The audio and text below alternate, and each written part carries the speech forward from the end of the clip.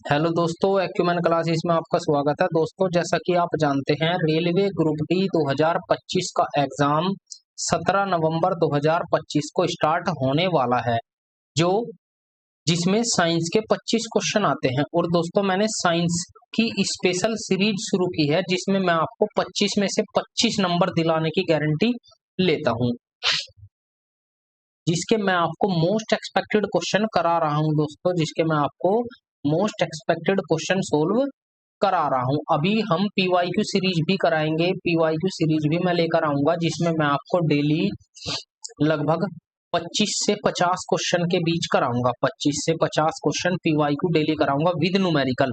इसमें भी दोस्तों आपके विद न्यूमेरिकल होंगे, ये भी विद न्यूमेरिकल होगा, तो आपको बने रहना है इस वीडियो में। चलिए चलते हैं आज के अपने क्वेश्चन पर। क्वेश्चन कहता है दोस्तों, ये कहता है एक समान त्वरण के साथ सीधी रेखा में गति करने वाले किसी कण के लिए वेग समय ग्राफ के अंतर्गत क्षेत्र क्या निरूपित करता है। तो आपको पता होगा, वो निरूपित करता है उसका निवल विस्थापन। वो क्या निरूपित करता है? उसका निवल विस्थापन निरूपित करता है।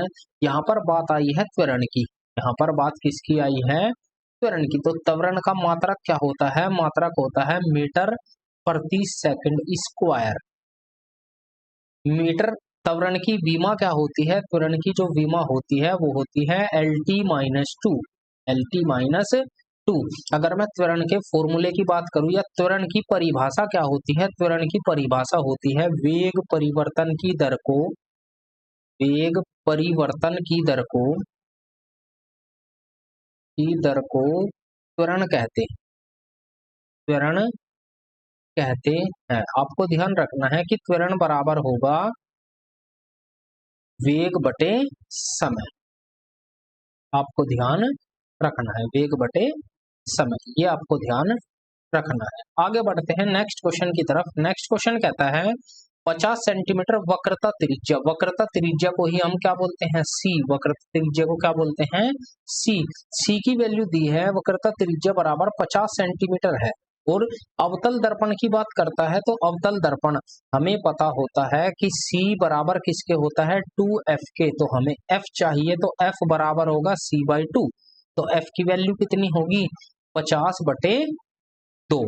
2 से काटेंगे 25, तो F का मान होगा 25। लेकिन आपको ये बताना है कि ये प्लस होगा या माइनस होगा। दोस्तों, आपको ध्यान रखना है कि जब भी अवतल दर्पण की बात करें तो उसकी फोकस दूरी हमेशा निगेटिव होती है।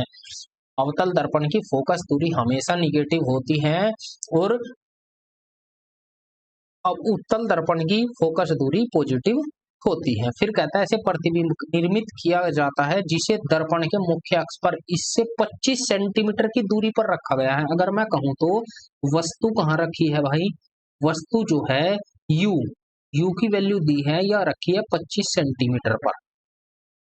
वस्तु रखी है 25 सेंटीमीटर पर, और फोकस दूरी भी 25 है। फोकस दूरी भी कितना है? 25 दिया हुआ है। तो हम सवाल को आराम से कर सकते हैं। दोस्तों, आपने दर्पण सूत्र पढ़ा होगा, आपने दर्पण सूत्र पढ़ा होगा। दर्पण सूत्र क्या होता है? दर्पण सूत्र होता है दोस्तों, वो होता है 1/F बराबर 1/U प्लस 1/V। यही होता है दर्पण सूत्र। हमें इसमें मान रखना है और अपना आंसर लेकर आना है। तो हम रख सकते हैं अपना मान। कैसे रखेंगे दोस्तों? ये होता है 1/25। ध्यान देंगे, उसने किसी प्रतिबिंब का जिससे दर्पण के मुख्य अक्ष पर इससे 25 सेंटीमीटर की दूरी पर रखा है। आपने ध्यान दिया होगा, ये दर्पण कुछ इस तरीके से होता है, इस तरह से होता है। जब वस्तु इधर रखी है तो वस्तु भी निगेटिव होगा, इधर निगेटिव इधर पॉजिटिव, यही तो होता है। तो वस्तु भी निगेटिव होगी, तो इसका मान भी क्या होगा? निगेटिव होगा। U का मान तो 1/-25 बराबर 1/-25 प्लस 1/V।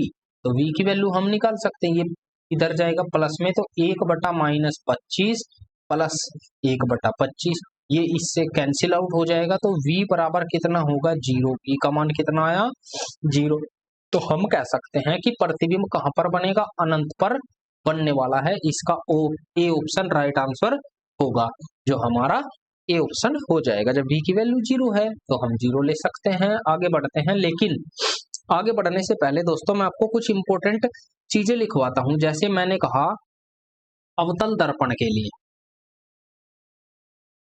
अवतल दर्पण के लिए आपको ये जो एक्स्ट्रा चीजें हैं दोस्तों, आप इन्हें ध्यान में रखकर चलेंगे। अवतल दर्पण के लिए हमें देखना है वस्तु। आप एक टेबल बनाइए, इसमें लिखिए वस्तु, प्रतिबिंब की स्थिति,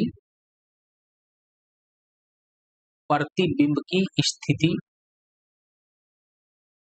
और प्रतिबिंब का आकार या प्रकृति,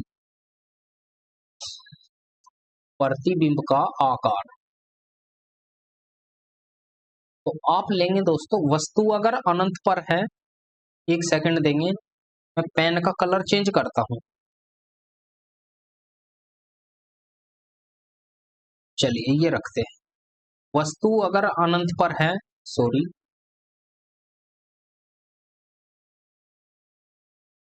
वस्तु अगर अनंत पर है तो प्रतिबिंब कहां बनेगा? फोकस पर। वस्तु अगर अनंत पर है तो प्रतिबिंब कहां बनेगा? फोकस एफ पर। आपको ध्यान रखना है, वस्तु अगर अनंत पर है तो प्रतिबिंब फोकस पर होगा। कैसा होगा? वास्तविक होगा, वास्तविक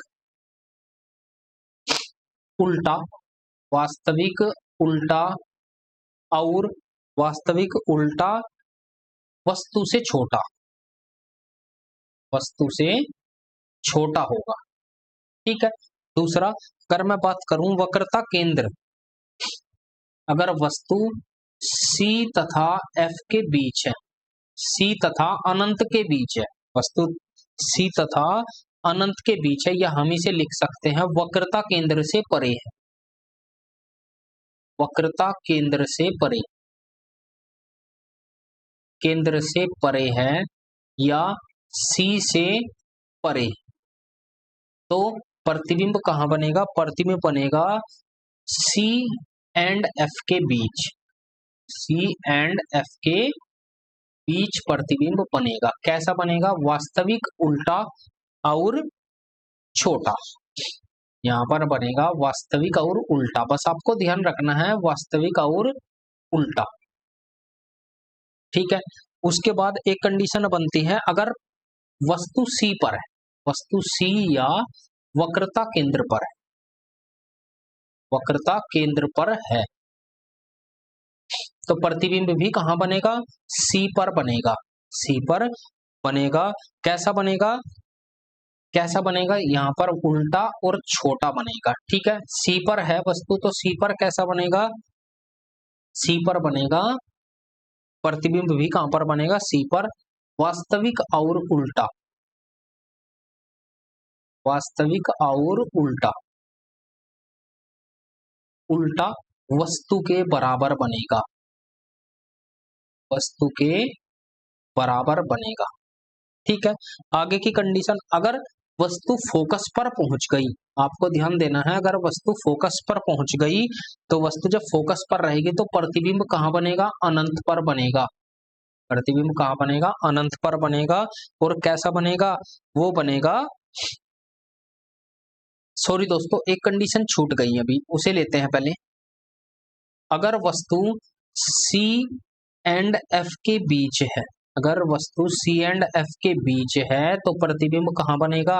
वो बनेगा C से परे, C से परे बनेगा। कैसा बनेगा? वास्तविक और उल्टा, वास्तविक और उल्टा बड़ा बनेगा, वस्तु से बड़ा। इसकी कंडीशन यहां पर लेते हैं, वास्तविक और उल्टा, उल्टा, वास्तविक और उल्टा वस्तु से बड़ा बनेगा, वस्तु से बड़ा बनेगा। अब अगर F पर पहुंच गई वस्तु तो प्रतिबिंब कहां बनेगा? अनंत पर, ये बनेगा अनंत पर, सॉरी,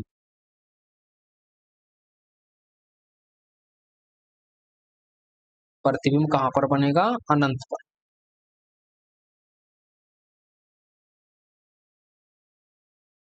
अनंत पर बनेगा प्रतिबिंब। ठीक है, कैसा बनेगा? ये बनेगा वास्तविक और उल्टा,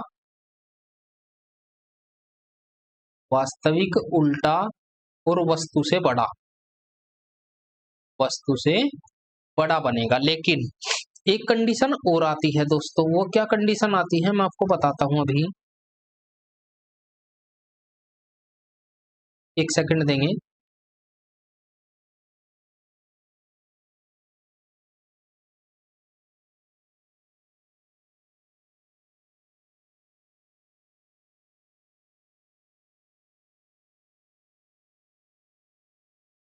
ये आता है अनंत, अनंत पर। एक कंडीशन आती है, अगर पोल और एफ के बीच है, अगर वस्तु पोल और एफ के बीच है तो प्रतिबिंब कहां पर बनेगा? प्रतिबिंब बनेगा दर्पण के पीछे, प्रतिबिंब बनेगा दर्पण के पीछे, दर्पण के पीछे बनेगा प्रतिबिंब। और कैसा बनेगा? ये बनेगा कैसा? आभासी सीधा, आभासी सीधा वस्तु और बड़ा, सीधा और बहुत बड़ा, यहां पर लेंगे बहुत बड़ा। आपको ध्यान रखना है, ये कंडीशन आपको ध्यान रखनी है दोस्तों, क्योंकि ये ऐसी कंडीशन होती है कि इनमें बच्चा कंफ्यूज ज्यादा होता है, तो आपको ये ध्यान रखनी है अवतल दर्पण के लिए। चलिए चलते हैं नेक्स्ट क्वेश्चन पर। Question number 3। आदित्य अपने दोस्त रोहित को 35 न्यूटन के बल से धक्का देता है। अब आपको ध्यान दिया होगा, ये न्यूटन में है, तो ये न्यूटन क्या दिया है? बल। ये दिया हुआ F बराबर दिया है 35 न्यूटन। धक्का देता है जिसके परिणाम स्वरूप 5 मीटर प्रति सेकंड स्क्वायर का त्वरण A बराबर दिया है, या त्वरण बराबर दिया है 5 मीटर प्रति सेकंड स्क्वायर, 5 मीटर पर सेकंड, 5 मीटर ये दिया है 35 न्यूटन, 35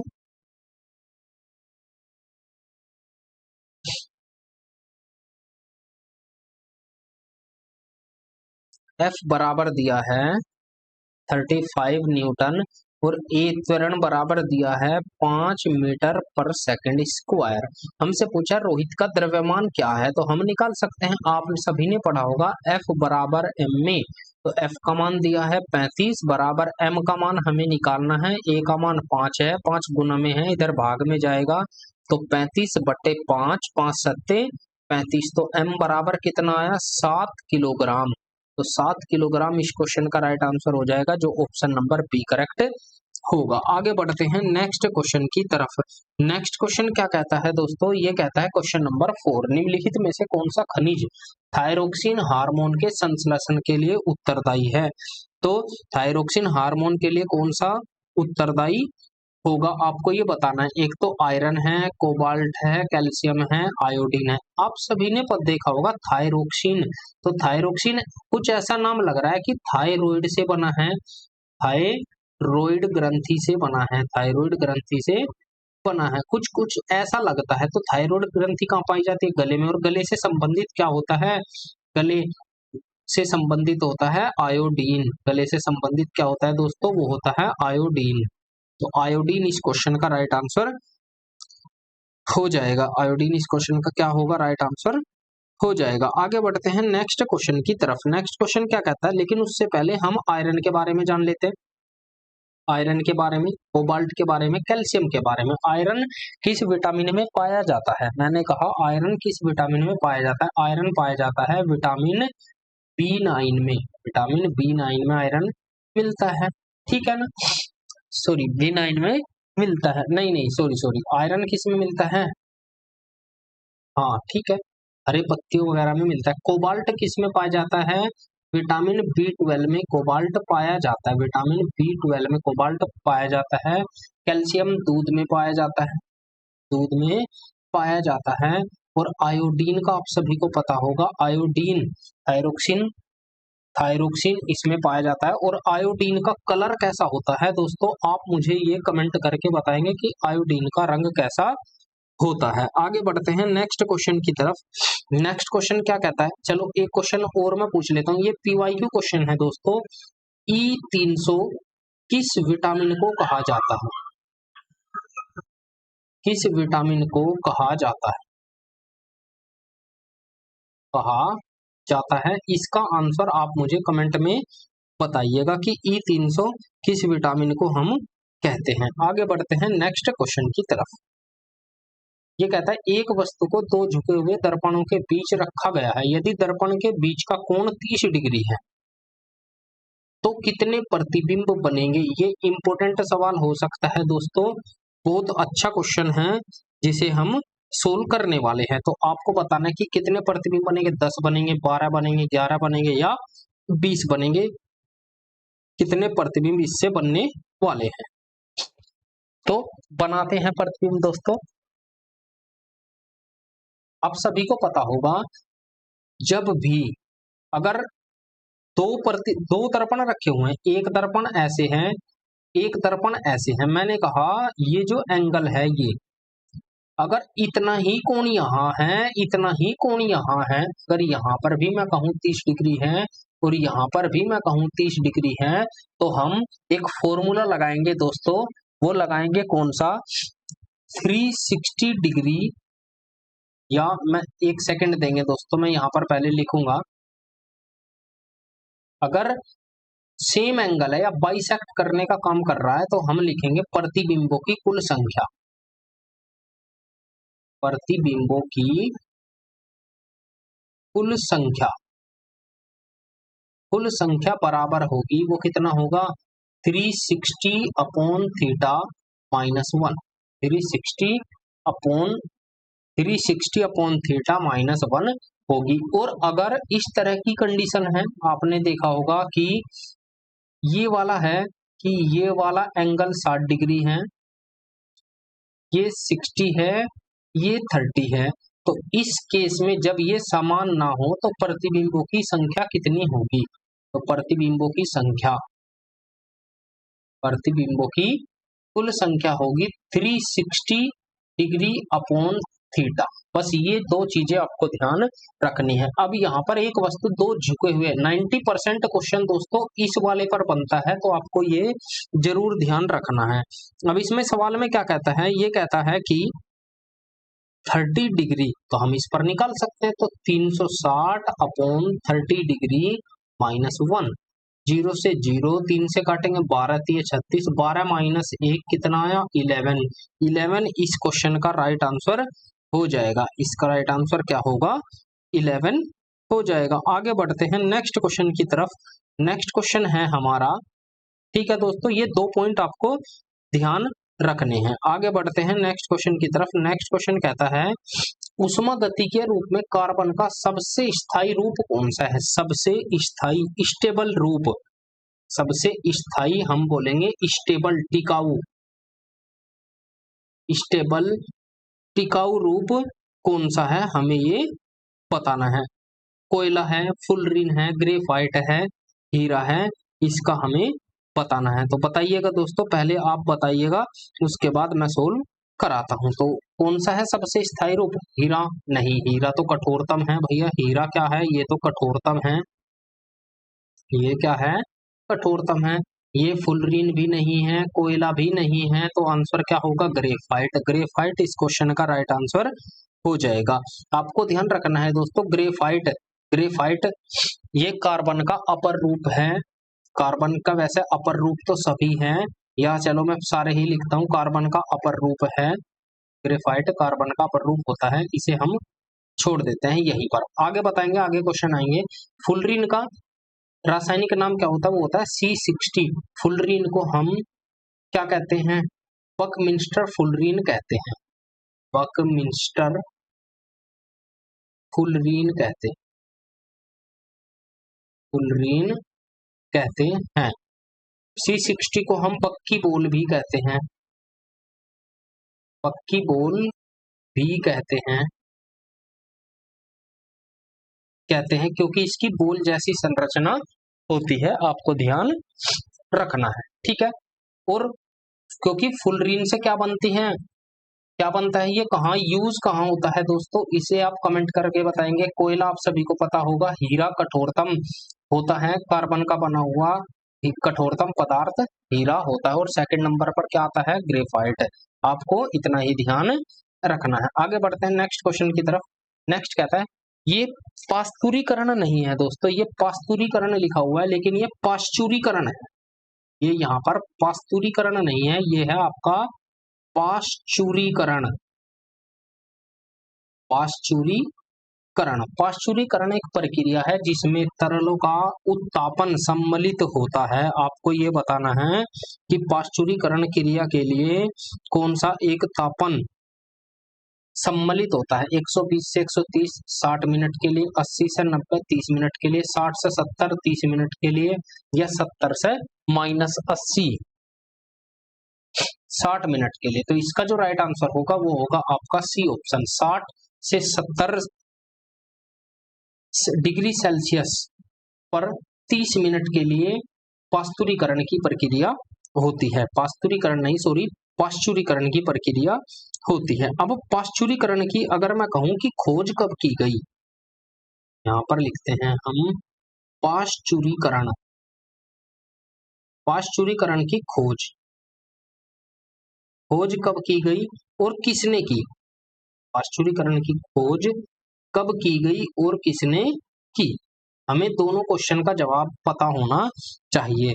हमें पाश्चुरीकरण का जो खोज की गई वो की गई 1864 में, और किसने की, लुईस पाश्चर। किसने की है, लुईस पाश्चर ने। लुईस पाश्चर ने इसकी खोज की है, आपको ध्यान रखना है।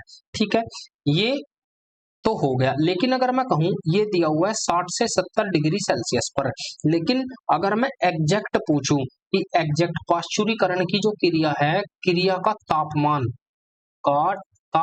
कितना होता है, का तापमान कितना होता है दोस्तों, पाश्चुरीकरण की क्रिया का तापमान आपका होता है, एग्जैक्ट होता है 63 डिग्री सेल्सियस। एग्जैक्ट कितना होता है, 63 डिग्री सेल्सियस होता है 30 मिनट के लिए। ठीक है, ये तो था दूध के पाश्चुरीकरण का। सॉरी, मैं यहाँ पर एक एक पॉइंट आपको लिखवाऊंगा। दूध के पाश्चुरीकरण का तापमान क्या होता है, 63 डिग्री सेल्सियस 30 मिनट के लिए, 30 मिनट के लिए। दूसरा होता है फलों के रस, एक होता है फलों का रस का पाश्चुरीकरण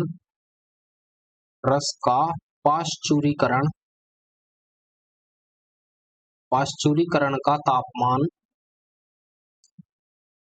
कितना होता है, 60 डिग्री सेल्सियस होता है। 60 डिग्री सेल्सियस होता है, आपको ध्यान रखना है। और भी होता है क्या, मैंने कहा एक क्वेश्चन भी और होता है खमीर का पाश्चुरीकरण का जो तापमान है वो कितना होता है, वो होता है 10 डिग्री सेल्सियस। 10 डिग्री सेल्सियस होता है। आपको ये तीनों क्वेश्चन भी इनके साथ ध्यान रखने हैं। आगे बढ़ते हैं नेक्स्ट क्वेश्चन पर। निम्नलिखित में से कौन सा रोग विटामिन डी की लंबे समय तक कमी के कारण होता है। आप सभी को इससे आसान क्वेश्चन मैं नहीं बता सकता दोस्तों, वो होता है रिकेट्स। क्या होता है, रिकेट्स होता है विटामिन डी की कमी से। और स्कर्वी रोग आप सभी को पता होगा किसकी कमी से होता है, स्कर्वी रोग होता है विटामिन ए की कमी से। स्कर्वी होता है ए की या सी की, आप सभी को बताना है ए से होता है या सी से होता है। तो ये होता है विटामिन सी से। ये किससे होता है, विटामिन सी से, क्योंकि भाई विटामिन ए से तो रतौंधी रोग होता है। विटामिन ए से कौन सा होता है, रतौंधी होता है। ठीक है, हम लिख सकते हैं। तो आंसर क्या होगा हमारा, वो होगा विटामिन रिकेट्स। मैं आपको सभी लिखवा देता हूं एक ही स्थान पर, आप नोट कर लीजिएगा दोस्तों। सबसे पहले हम लिखेंगे विटामिन ए। विटामिन ए का रासायनिक नाम होता है रेटिनोल। और इससे होने वाला रोग कौन सा है, रतौंधी। आपको लिख लेना है दोस्तों, क्योंकि ये क्वेश्चन एग्जाम में आते हैं। रेटिनोल रतौंधी होता है। रोग तो बहुत सारे हैं, हम और भी लिखवा सकते हैं। हाइपर हाई एक और रोग होता है दोस्तों, वो होता है कैराटोमलेशिया। कैराटोमलेशिया ये भी एक ही कमी से होता है। अगर लिखने की बात है तो एक और लिखेंगे। एक होता है जीरोफ्थैल्मिया। एक होता है जीरोफ्थैल्मिया और लिखेंगे। जीरोफ्थैल्मिया के बाद एक रोग और होता है, ये होता है हाइपर कैराटोसिस। आपको ये चारों रोग ध्यान रखने हैं, क्योंकि दोस्तों ये जीरोफ्थैल्मिया अभी हाल ही में पूछा गया था कि किस विटामिन से संबंधित है। तो ये विटामिन ए से संबंधित है। एक सेकंड देंगे। विटामिन ए से संबंधित है। ये किससे रिलेटेड है? विटामिन ए से रिलेटेड है। अब बात करते हैं हम vitamin B one. Vitamin B one ये इसका रासायनिक नाम होता है थायमीन। रासायनिक नाम क्या होता है? थायमीन होता है। रोग कौन कौन से होते हैं? एक तो बेरी बेरी होता है, आप सभी को पता होगा बेरी बेरी, इससे बहुत अच्छा रोग होता है। एक बेरी बेरी होता है, एक वेरनिक होता है, वेरनिक वेरनिक। दूसरा होता है डिमेंशिया, भूलने की जिसे वो सॉरी डिमेंशिया नहीं दोस्तों, उसे बोलते हैं हम इमोशनलेस बीमारी, जिसमें कोई इमोशन काम नहीं करता। एक वो होता है। और एक रोग होता है, ये होता है कोर्सा कोफ सिंड्रोम। कोर्सा कोफ सिंड्रोम बीमारी, ये भी विटामिन बी वन की कमी से होती है। आपको विटामिन बी टू भी याद रखना है। विटामिन बी टू का रासायनिक नाम होता है राइबोफ्लेविन। और राइबोफ्लेविन की कमी से कौन सा रोग होता है? वो होता है राइबोफ्लेविन की कमी से एक, मैंने दो रोग देखे हैं दोस्तों जो एग्जाम में पूछे जाते हैं। राइबोफ्लेविन की कमी से दो रोग हमने देखे हैं, कौन कौन से होते हैं? एक तो होता है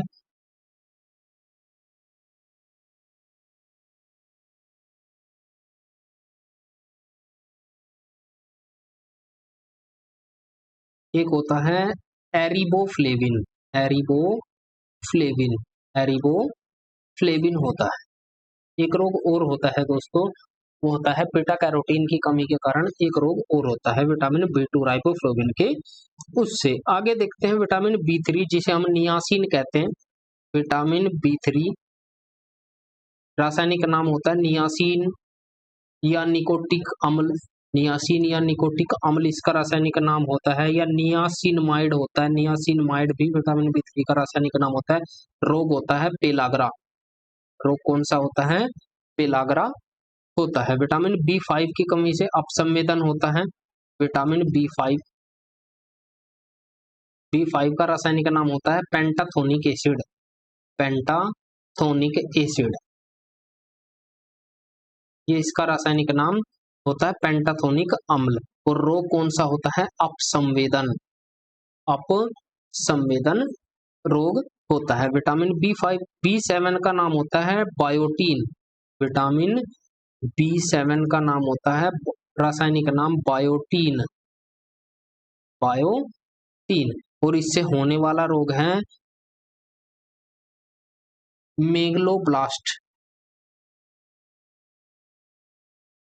मेगालोब्लास्ट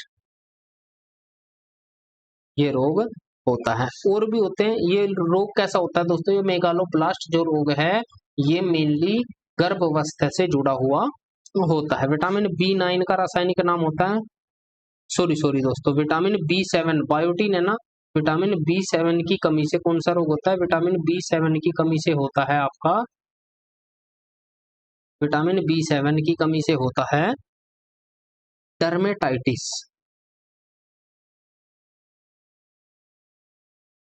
डर्मेटाइटिस जिसे हम त्वचा रोग कहते हैं। त्वचा रोग होता है विटामिन बी सेवन। B7 की कमी से। आगे विटामिन B9 का रासायनिक नाम होता है, मैं यहाँ पर लिखता हूँ, विटामिन B9 का रासायनिक नाम होता है फोलिक अम्ल। फोलिक अम्ल होता है और इससे होने वाली जो बीमारी है वो मेगालोब्लास्ट है, जो आयरन की कमी से होती है। एक तरह से मैं कहूँ तो एनीमिया, एनीमिया आपको ध्यान रखना है। आगे बढ़ते हैं, विटामिन B12 का आपको सभी को पता होगा। विटामिन B12 क्या होता है, इसका रासायनिक नाम होता है साइनेकोबाल्मिन। साइनेकोबाल्मिन, इसकी कमी से भी एनीमिया होता है। इसकी कमी से भी क्या होता है, एनीमिया होता है। आपको ध्यान रखना है, बस एनीमिया आपको ध्यान रखना है और कुछ भी नहीं करना दोस्तों, ठीक है। और आगे बढ़ते हैं, विटामिन B3 के, वैसे विटामिन B12 के 3 नाम होते हैं, लेकिन आपको बस साइनेकोबाल्मिन याद रखना है, क्योंकि उन तीनों नामों में भी बाद में साइनेकोबाल्मिन लगा हुआ है। अब बात करते हैं विटामिन डी की। विटामिन डी का रासायनिक नाम होता है कैल्सीफेरोल। कैल्सीफेरोल ये होता है। और विटामिन डी की कमी से कौन सा रोग होता है, अभी मैंने आपको बताया, रिकेट्स या ओस्टोमलेशिया। रिकेट्स या ओस्टोमलेशिया, दोनों नाम आपको ध्यान रखने हैं विटामिन डी के। ई के आपको ध्यान रखना है। आगे बढ़ते हैं नेक्स्ट क्वेश्चन की तरफ।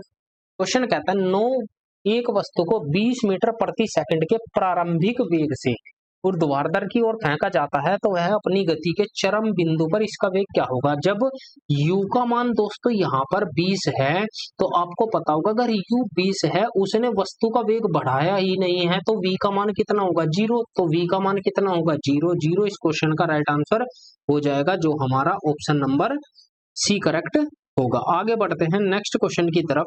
ये कहता है, next question, human metapneumo virus, human metapneumo virus HMPV का प्रकोप किस देश में हो रहा है। ये दोस्तों अभी मैं कहूं तो कि ये 2000 लगभग 23 का क्वेश्चन है, 2023 का आपका सवाल है। तो HMPV ये जो वायरस है, इसकी शुरुआत होती है चीन से। इसकी शुरुआत कहाँ से होती है, चीन से होती है, ठीक है। अब ये जो है, ये चीन से तो शुरुआत होती है, चलो हमने मान लिया चीन से होती है HMPV। आप पूरा नाम लिखना चाहो दोस्तों लिख सकते हैं, ह्यूमन मेटाप्यूमो वायरस, ठीक है। ये इसका पूरा नाम दिया हुआ है दोस्तों, ह्यूमन मेटाप्यूमो वायरस, ये इसका पूरा नाम है, जिसकी शुरुआत चीन से होती है। और चीन से ही और किसकी शुरुआत होती है, चीन से ही किसकी शुरुआत होती है, चीन से होती है, यहां से चीन से एक और होता है कोरोना वायरस। कोरोना वायरस की भी शुरुआत चीन से हुई थी, चीन से ही हुई थी। चीन के कहां से, वुहान शहर से, वुहान शहर से कोरोना वायरस की शुरुआत हुई थी, ठीक है। आगे बढ़ते हैं नेक्स्ट क्वेश्चन। नेक्स्ट क्वेश्चन क्या कहता है, प्रकाश संश्लेषण में कौन सा ऊर्जा रूपांतरण होता है। आप सभी को पता होगा दोस्तों, प्रकाश संश्लेषण में जो ऊर्जा रूपांतरित होती है, वो कौन सी ऊर्जा रूपांतरित होती है। आपने देखा होगा कि कार्बन डाइऑक्साइड प्लस H2O मिलकर C6H12O6 और प्लस H2O मिलकर प्लस ऊर्जा, इसका निर्माण करते हैं, इसका निर्माण करते हैं, या कहूं तो मैं plus oxygen, C6H12O6 plus oxygen O2 और ऊर्जा, ऊर्जा देने का काम भी तो करते हैं, ठीक है। अब आपको ध्यान रखना है दोस्तों, जब यहाँ पर इतना काम ये करते हैं, तो इसमें हमारी हेल्प कौन करता है, एक तो हमारी हेल्प करता है सूर्य का प्रकाश, सूर्य का प्रकाश, ठीक है। और कौन करता है, एक करता है क्लोरोफिल, एक करता है क्लोरोफिल। यहां से दो क्वेश्चन बड़े इंपॉर्टेंट बनते हैं, जो पिछली बार भी आए हैं, कि प्रकाश संश्लेषण की क्रिया को कराने में कौन कराता है, सॉरी, प्रकाश संश्लेषण की क्रिया को कौन कराता है? तो प्रकाश संश्लेषण की जो क्रिया कराता है वो कराता है एक तो सूर्य का प्रकाश, एक क्लोरोफिल की उपस्थिति में होती है। किसकी उपस्थिति में होती है प्रकाश संश्लेषण की क्रिया? किसकी उपस्थिति में होती है? वो होती है सूर्य और क्लोरोफिल की उपस्थिति में होती है। तो आपको ध्यान रखना है दोस्तों, जो ये सूर्य का प्रकाश है ये क्या देता है हमें? सूर्य ऊर्जा देता है। तो प्रकाश ऊर्जा देता है, ये हमें क्या देता है? प्रकाश ऊर्जा देता है, प्रकाश ऊर्जा देता है। और ये प्रकाश ऊर्जा किस में बदल जाती है? ये बदल जाती है रासायनिक ऊर्जा में, रासायनिक ऊर्जा में बदल जाती है। तो इसका जो राइट आंसर होगा वो ये होगा, प्रकाश ऊर्जा से रासायनिक ऊर्जा को रूपांतरण करता है कौन? प्रकाश संश्लेषण की क्रिया। आपको ध्यान रखना है। आगे बढ़ते हैं नेक्स्ट क्वेश्चन पर। नेक्स्ट क्वेश्चन क्या कहता है? कैल्शियम कार्बोनेट का दूसरा रूप क्या है? कैल्शियम कार्बोनेट का आपको फॉर्मूला पता होगा, CuCO3। इसे हम क्या कहते हैं? इसे हम चूना पत्थर कहते हैं। इसे हम क्या कहते हैं? चूना पत्थर कहते हैं। इसे हम संगमरमर भी कहते हैं। इसे हम संगमरमर भी कहते हैं। और इसे हम चौक भी कहते हैं, लिखने वाली चौक। और क्या कहते हैं इसे हम? CaCO3 चूना पत्थर हुआ। एक सिंपल मार्बल, सॉरी मार्बल भी इसी को हम कहते हैं, मार्बल या संगमरमर मैंने लिख दिया है, इसी को हम मार्बल भी कहते हैं। तो हम इसे क्या कहते हैं भाई? चूना पत्थर भी कहते हैं, चौक भी कहते हैं, संगमरमर भी कहते हैं। तो इसका जो राइट आंसर होगा वो होगा उपरोक्त सभी। इसका फॉर्मूला होता है कैल्शियम कार्बोनेट, CaCO3 होता है। आपको ध्यान रखना है। आगे बढ़ते हैं नेक्स्ट क्वेश्चन की तरफ। जमीन से 5 मीटर ऊपर, ध्यान देंगे एक बार, 5 मीटर ऊपर रखी एक वस्तु 50 किलोग्राम की वस्तु गुरुत्वाकर्षण स्थितिज ऊर्जा की गणना करें। आपको पता होगा स्थितिज ऊर्जा बराबर होती है mgh के होती है। तो स्थितिज ऊर्जा हमसे पूछिए, यहाँ का है जमीन से 5 मीटर ऊपर, तो h का मान कितना है? 5 मीटर। उसके बाद का है 50 किलो, तो m का मान कितना है? 50 kg। फिर कहता है स्थितिज ऊर्जा G बराबर कितना दिया है? G बराबर दिया है 9.8 मीटर पर सेकेंड स्क्वायर। बस आपको कैलकुलेशन करनी है। m का मान कितना है? 50, G का मान 9.8 और h का मान कितना है? 5, सॉरी ये है 5 गुना 5। कैलकुलेशन करेंगे तो हम इसे निकालते हैं, इससे 5 पंजे 25, 250, 9.8 गुना 250। कैलकुलेशन करेंगे तो 0, 25 अट्ठे 200 हासिल 20, 25 में 225 और 20 245। एक अंक पर दशमलव तो आएगा 2450 जूल इस क्वेश्चन का राइट आंसर हो जाएगा, जो हमारा ऑप्शन नंबर ए करेक्ट होगा। आगे बढ़ते हैं नेक्स्ट क्वेश्चन की तरफ। ये कहता है सभी वस्तुओं को एक तरल पदार्थ में डूब जाने पर उत्प्लावकता का अनुभव होता है। उत्प्लावकता, अब आप सभी को पता होगा उत्प्लावकता है। उत्प्लावकता क्या है हमें ये बताना है कि उत्प्लावकता क्या है। जब उत्प्लावकता हमें बताना है तो उत्प्लावकता का मान क्या होगा? ये कहाँ पर लगता है? ये लगता है, उत्प्लावकता लगता है एक ऊपर की ओर बल, ऊपर की ओर लगने वाले बल को हम उत्प्लावकता कहते हैं। और उत्प्लावकता आर्किमिडीज के सिद्धांत पर काम करता है। आर्किमिडीज के सिद्धांत पर काम करता है, सिद्धांत पर काम करता है। आपको ध्यान रखना है, आर्किमिडीज का सिद्धांत पर काम करता है। इसका जो राइट आंसर होगा वो होगा आपका ऑप्शन नंबर सी। आगे बढ़ते हैं नेक्स्ट क्वेश्चन की तरफ। ये कहता है निम्नलिखित में से किसका उपयोग पेंसिल बनाने के लिए? आप सभी ने ये सवाल पढ़ा होगा, पेंसिल बनाने में प्रयोग होता है ग्रेफाइट का। पेंसिल बनाने में किसका प्रयोग होता है? ग्रेफाइट का प्रयोग होता है। और ग्रेफाइट का प्रयोग जब पेंसिल बनाने में होता है तो सल्फर का कहाँ होता है? हीरे का कहाँ होता है? मैंने अभी हीरा बताया आपको। हीरा ये क्या है? कार्बन का बना हुआ कठोरतम अपर रूप है। कार्बन का बना हुआ अपर रूप है हीरा। ठीक है, हीरा क्या है? कार्बन का बना हुआ कठोरतम रूप होता है। चलिए, लेकिन सल्फर का अगर मैं पूछूं तो सल्फर में लिखता हूं, पूरा ही लिख देता हूं सल्फर के बारे में। जब हम सल्फर पढ़ते हैं तो सल्फर एक अधातु है। सल्फर क्या है? एक अधातु है। ठीक है, सल्फर एक अधातु है। और क्या लिख सकते हैं? सल्फर का रासायनिक सूत्र तो पता होगा आप सभी को, एस होता है। सल्फर 16वें वर्ग में आती है, 16वें वर्ग में आती है।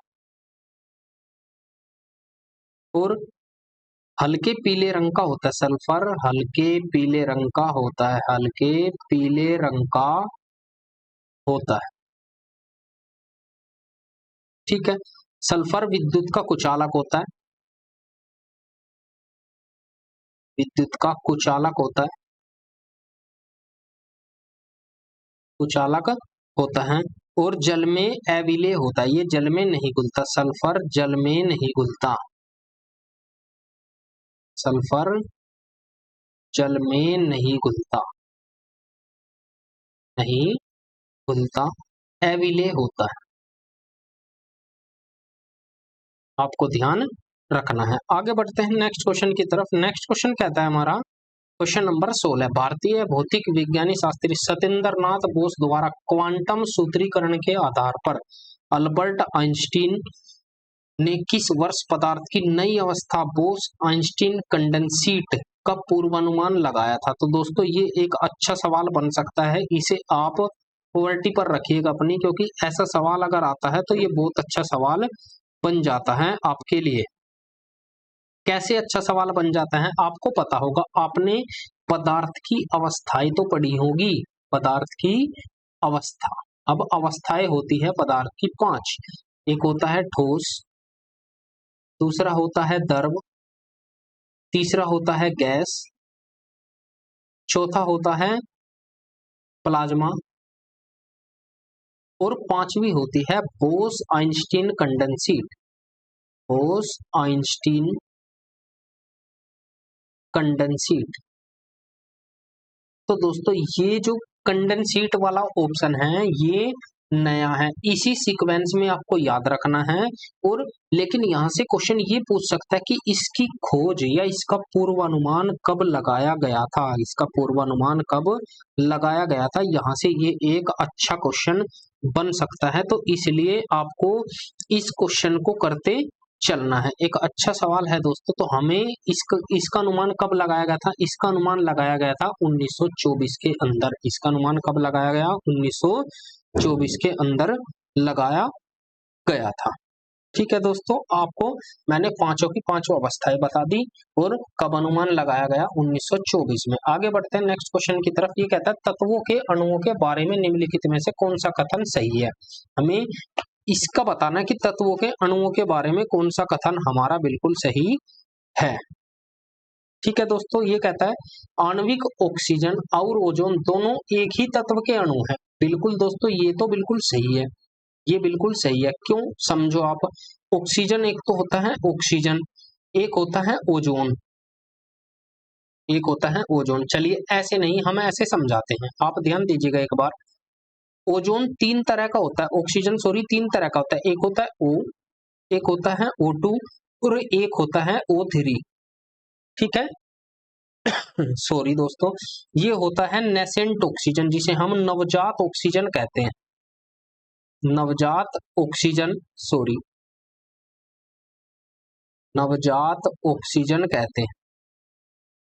ठीक है, इसे हम बोलते हैं ऑक्सीजन, जो हमारे काम में आती हैं। ये कहाँ यूज होती हैं? इसे हम बोलते हैं ओजोन, इसे हम क्या कहते हैं? ओजोन। अब आपने देखा ये भी ऑक्सीजन से बना हुआ है, ये भी ऑक्सीजन का रूप है, ये भी ऑक्सीजन का रूप है, ये भी ऑक्सीजन का रूप है, तो बिल्कुल सही हुआ ना। अब नवजात ऑक्सीजन कहाँ काम आती है? ये आती है NaOCl2 बनाने में। तो हम कह सकते हैं ये किसका फॉर्मूला है दोस्तों? ये होता है ब्लीचिंग पाउडर, ब्लीचिंग पाउडर बनाने में। ठीक है, ये किसी वस्तु को जलाने में, किसी वस्तु को जलाने में काम आती है।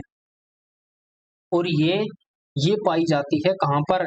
ये स्ट्रेटोस्फियर समताप मंडल में पाई जाती है, समताप मंडल में पाई जाती हैं, आपको ध्यान रखना है, ठीक है ना। तो ये तो सही है। द्विपरमाणुक अणुओं में केवल विभिन्न तत्वों के परमाणु, नहीं नहीं, द्विपरमाणुक अणुओं में विभिन्न के नहीं, जो हमें अणु दिए गए हैं उनके होते हैं परमाणु, ये तो गलत हो गया। प्रकृति में सभी तत्व एक परमाणु, नहीं ये भी गलत है। एक परमाणु भी कैसे हो सकता है, सबका अलग अलग होगा। फास्फोरस के एक अणु में हमेशा 5 परमाणु होते हैं, नहीं दोस्तों, हमेशा 5 परमाणु नहीं होते फास्फोरस के, उसमें हमेशा 5 परमाणु नहीं होते। कितने होते हैं वे, 4 परमाणु होते हैं फास्फोरस में, फास्फोरस में 4 परमाणु होते हैं, ठीक है, जिसे हम बोलते हैं P4, P4 इसका फॉर्मूला होता है, आपको ध्यान रखना है। इसका जो राइट आंसर होगा वो ए होगा। आगे बढ़ते हैं नेक्स्ट क्वेश्चन की तरफ। अधिक भार वहन करने के लिए चौड़े पट्टों वाले बैग को प्राथमिकता दी जाती है, क्यों? चौड़े पट्टे वाले बैग को प्राथमिकता क्यों दी जाती है, आपको इसका सही सही जवाब देना है। तो क्यों दी जाती है चौड़े पट्टे वाले को प्राथमिकता, मैं बताता हूं क्यों दी जाती है चौड़े पट्टे वालों को प्राथमिकता। आपने देखा होगा दोस्तों कि यहाँ पर क्षेत्रफल और दाब, बल दाब क्षेत्रफल, क्षेत्रफल बल दाब क्षेत्रफल, क्षेत्रफल बल, तो मैं कह सकता हूं कहीं ना कहीं ये एक दाब के फॉर्मूले पर बना हुआ है। दाब बराबर होता है बल बटे क्षेत्रफल, दाब बराबर होता है बल बटे क्षेत्रफल, तो कहीं ना कहीं ये इस पर बना हुआ है, इस पर बना हुआ है।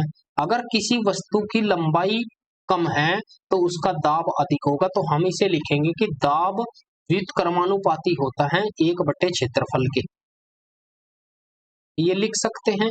और दाब अनुक्रमानुपाती होता है बल के। अब यहां से आप दो चीजें समझिए, अगर बल बढ़ेगा तो दाब भी बढ़ेगा, और अगर क्षेत्रफल बढ़ेगा तो दाब कम होगा, क्षेत्रफल बढ़ेगा तो दाब कम होगा, या मैं कहूं कि लंबाई बढ़ेगी तो प्रेशर कम लगेगा। अब यहाँ पर चौड़े पट्टे कर रहा है तो क्षेत्रफल बढ़ा है तो दाब कम लगेगा, तो क्षेत्रफल में वृद्धि तो सभी में है, लगाए गए दाब में कमी होती है। ऑप्शन नंबर सी इस क्वेश्चन का राइट आंसर हो जाएगा, आपको ध्यान रखना है। आगे बढ़ते हैं नेक्स्ट क्वेश्चन की तरफ। ये कहता है 238 के परमाणु भार के साथ आवर्त सारणी का सबसे भारी प्राकृतिक रूप में पाया जाने वाला तत्व कौन सा है। दोस्तों ये क्वेश्चन एक नहीं अनेकों बार पेपर में आ चुका है, तो आपको इस क्वेश्चन को कभी नहीं छोड़ना है। अपने आप में ये बेस्ट क्वेश्चन है दोस्तों, क्योंकि इस क्वेश्चन को आप सभी ने पढ़ा भी होगा, पारा, जिनोन, हीलियम, यूरेनियम, तो इसका जो राइट आंसर होगा वो होगा दोस्तों यूरेनियम। यूरेनियम आप सभी को पता होगा ये यू है, इसका जो वो होता है परमाणु क्रमांक 92 होता है और परमाणु भार 238 होता है, परमाणु भार 238 होता है यूरेनियम का। आप हम इसे अलग तरीके से भी कर सकते हैं कि मैं यहाँ पर आपको एक पॉइंट बताता हूं,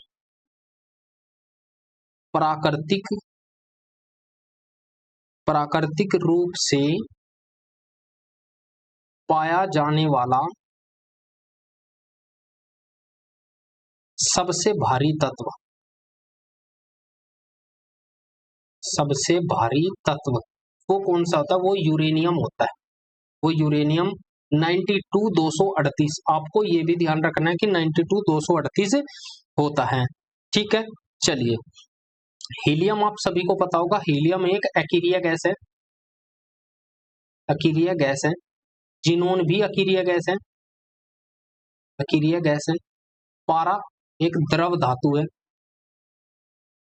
ठीक है, आपको ध्यान रखना है। चलिए इतना ध्यान रखने के बाद, चलिए मैंने ये तो लिख दिया, लेकिन अगर मैं कहूं तो कृत्रिम कठोर, तो सॉरी कृत्रिम रूप से पाया जाने वाला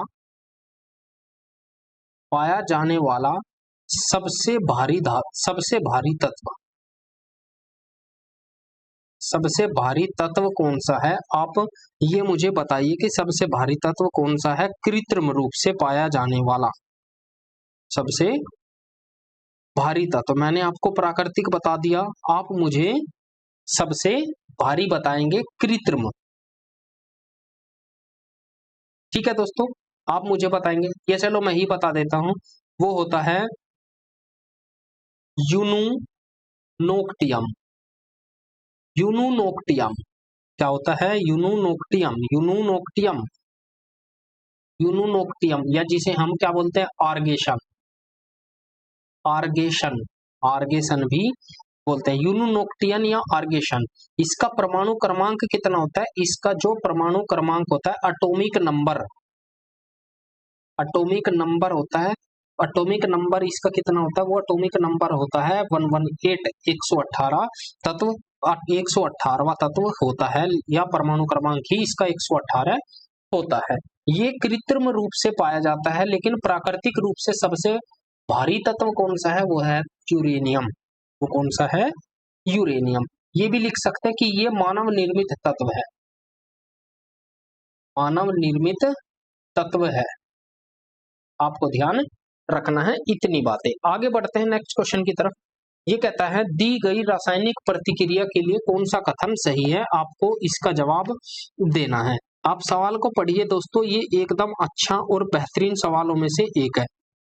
मैं कहता हूं कि अगर ऐसा सवाल बन जाए ना, तो अच्छे अच्छे बच्चों के लिए परेशानी खड़ी हो सकती है। ये कहता है आयरन और पानी को मिलाकर Fe3O4 बनता है, और हाइड्रोजन गैस बनती है। ठीक है, तो आयरन का ऑक्सीकरण हो रहा है, हमें बताना है किसका ऑक्सीकरण हो रहा है, किसका अपचयन हो रहा है।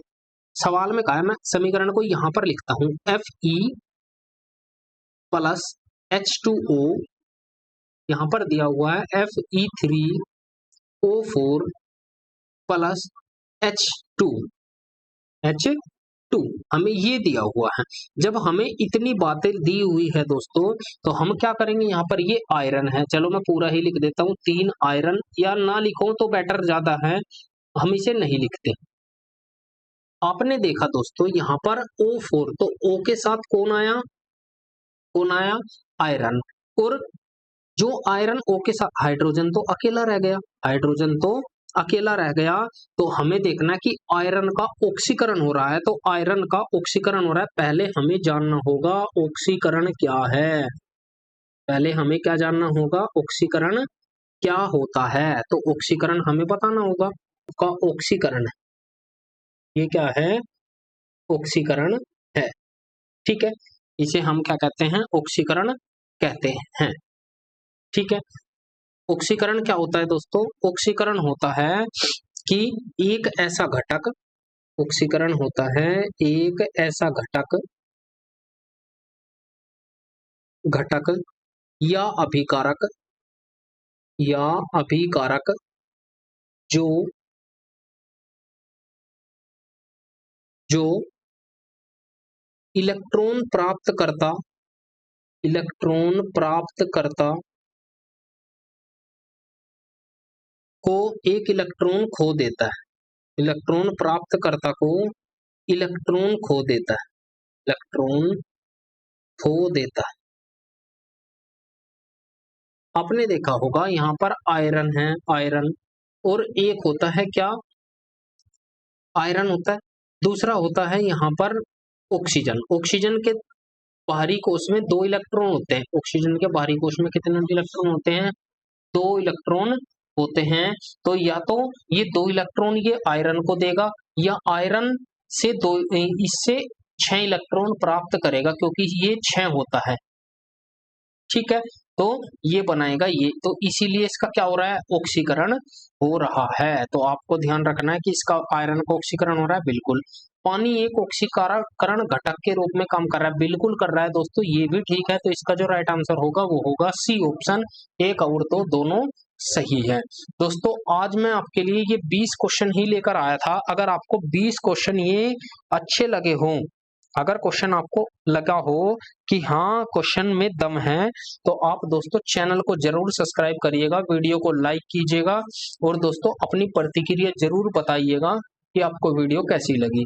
आपके 25 में से 25 दिलाना दोस्तों मेरी जिम्मेदारी है, बस आप बने रहिएगा क्लासेस के साथ, एक्चुअली क्लासेस के साथ। थैंक यू दोस्तों, आज के लिए इतना ही। जय हिंद, जय Bharat, thank you all of you.